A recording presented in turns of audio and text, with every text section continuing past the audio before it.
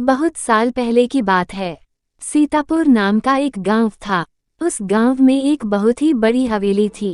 वहाँ सिर्फ भूतों का ही वास था। जो भी उस हवेली में जाता था, भूत उसे मौत के घाट उतार देता था और उसके कटे हुए सिर को बाहर रास्ते में फेंक देता था, ताकि लोग समझ जाए कि इस हवेली पर सिर्फ मेरा राज चलेगा और किसी का भी नहीं। इसी डर से लोग वहाँ कभी नहीं जाते थे और इसीलिए उसे खूनी हवेली भी कहा करते थे। एक दिन अमावस की रात थी। आसमान में बहुत बादल घिरे हुए थे और बारिश भी जोरों की हो रही थी। उसी गांव के 3 दोस्त राजू, शिवम और दीपक उसी रास्ते से स्टेशन जा रहे थे। उन्हें शायद उस हवेली और उस रास्ते के बारे में कुछ पता नहीं था। रात के 1:15 का ट्रेन का समय था और ये तीनों करीब 8 बजे के लगभग घर से निकल गए थे। बारिश इतनी ज्यादा थी कि रास्ते में सामने का कुछ दिख नहीं रहा था। उनकी गाड़ी उस हवेली से होकर गुजर रही थी। सामने पूरा अंधेरा था और आसमान में बिजली जैसे ही चमक रही थी वो हवेली और भयानक लग रही थी। तीनों की किस्मत इतनी खराब थी कि उनकी गाड़ी उस हवेली के ठीक सामने ही आकर खराब हो गई। साहब, लग रहा है कि इंजन में पानी चला गया है। गाड़ी स्टार्ट ही नहीं हो रहा है। इसको ठीक करने में शायद 1 घंटा लग जाएगा। तब तक आप लोग इस हवेली में जाइए। जैसे ही गाड़ी ठीक हो जाएगी मैं आप लोगों को वापस बुला लूंगा। ड्राइवर की बात सुनकर राजू, शिवम और दीपक हवेली के अंदर चले गए। हवेली बहुत ही सुंदर और चमकदार थी। अंदर थोड़ी सी रोशनी थी और ऊपर सीढ़ियों से एक बूढ़ा सा आदमी एक हाथ में लाठी और दूसरे में लालटेन लेकर नीचे उतर रहा था। दीपक ने उससे पूछा, बाबा, क्या हम यहाँ थोड़ी देर रुक सकते हैं? बाहर बहुत तेज बारिश हो रही है और हम इस तेज बारिश के वजह से बीच रास्ते में फंस गए हैं। उसने पहले तो उन तीनों को गौर से देखा और बोला, ठीक है, रुक जाओ। फिर जब वे तीनों हॉल में पहुंचे तो उन लोगों ने देखा कि हवेली बहुत ज्यादा बड़ी थी और उससे कई गुना ज्यादा खूबसूरत भी थी।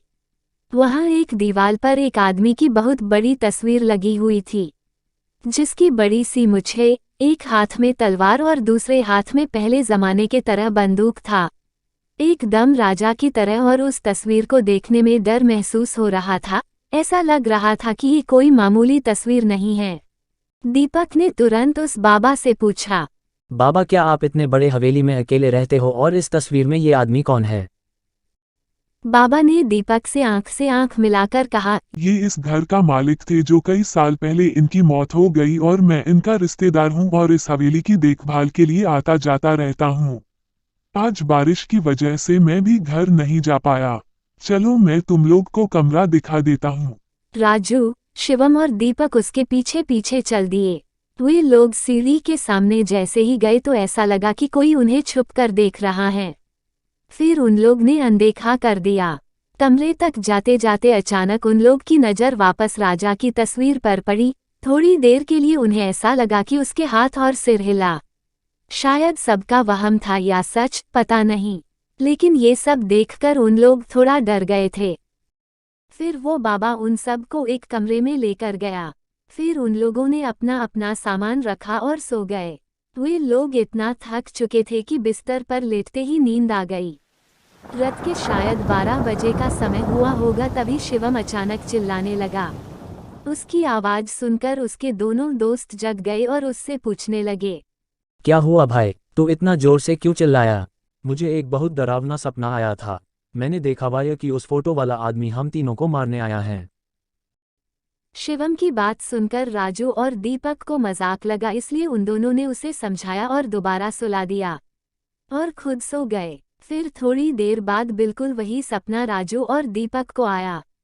इसके बाद तीनों डर गए। अब उन लोग को इतना तो समझ आ गया था कि एक ही सपना हम तीनों को नहीं आ सकता। इस हवेली में कुछ तो गड़बड़ है।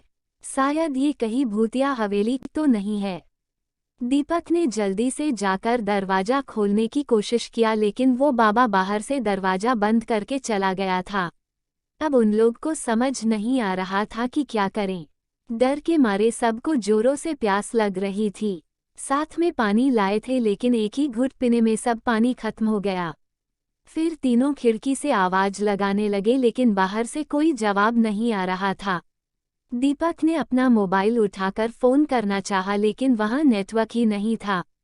सब कुछ बहुत अजीब हो रहा था। अब उनके साथ आगे क्या होने वाला था, ये किसी को नहीं पता था।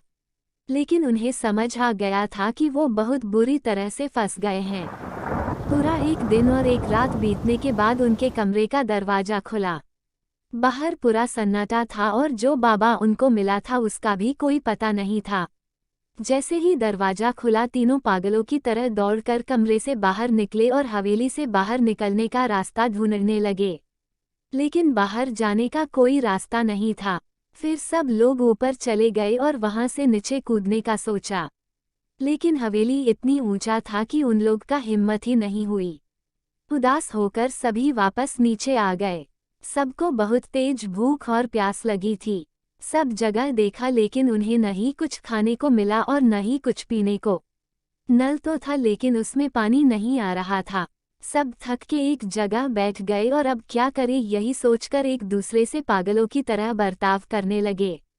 थोड़ी ही देर में शाम हो गई और उस भूतिया हवेली के अंदर एक शैतानी माहौल बनना चालू होने लगा। थोड़ी देर में अंधेरा हो गया और तीनों दोस्त आपस में लड़ने लगे। ऐसे ही उन लोग की रात बीत जाती है, फिर दूसरे दिन सुबह होती है और फिर से सबको दोबारा से भूख और प्यास लगी होती है। सुबह फिर से सब लोग पानी खोजते हैं, तभी अचानक शिवम का पैर सीढ़ियों से फिसल जाता है और उसके पैर से खून निकलने लगता है। खून को देखते ही राजू और दीपक पागलों की तरह खून को पीने लगते हैं। तभी शिवम कहता है, अरे पागल हो गए क्या तुम लोग, क्या कर रहे हो, जानवर हो क्या। शिवम की बात पे कोई भी ध्यान नहीं देता है और उसके खून को पीते रहते हैं। खून को पीने से उनकी थोड़ी सी प्यास बुझ जाती है, लेकिन अब भूख के मारे उनकी जान निकलने लगी। रात हो गई थी। राजू और दीपक के अंदर शैतान समा गया था। वे दोनों शिवम के ऊपर टूट पड़े और उसे नोचने लगे। थोड़ी ही देर में राजू और दीपक शिवम के शरीर को काट काट कर टुकड़े टुकड़े कर दिए और उसके मांस को खाते रहे और खून को पीने रहे। शिवम की जान बची ही कितनी थी। इतने दिन का भूखा दोनों से बच नहीं पाया। शिवम की मौत हो गई। राजू और दीपक काफी देर तक उसका मांस खाते रहे, जैसे कोई जानवर दूसरे जानवर का मांस नोचकर खा रहा हो। ऐसा लग रहा था कि उन लोग के अंदर का इंसान मर गया हो। कुछ देर बाद रात हो गई। खून पीकर और मांस खाकर दोनों को अब बहुत जोरों की नींद आने लगी और वे जहां थे वहीं सो गए। सुबह हुई। दोनों थके हालत में सो के उठे, लेकिन प्यास और भूख उनका पीछा कहाँ छोड़ने वाली थी। अब दोनों एक दूसरे का शिकार करने के लिए सोचने लगे।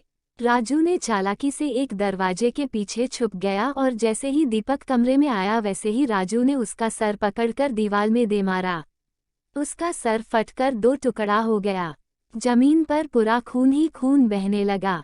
राजू उसका खून देखकर खुश हो गया और उसे पीने लगा और मांस को खाने लगा। हैवानियत अपने चरम सीमा पर थी। शैतान उसके ऊपर हावी हो चुका था। उसे कुछ सोचने समझने का मौका ही नहीं दे रहा था। तभी कुछ देर बाद राजू के शरीर में एक बिजली सी लहर चलने लगी। वो कभी दीवार में तो कभी दरवाजे में अपने सर को मारने लगा।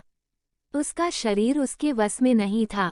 ऐसे ही काफी देर तक किया और अंत में खुद मर गया।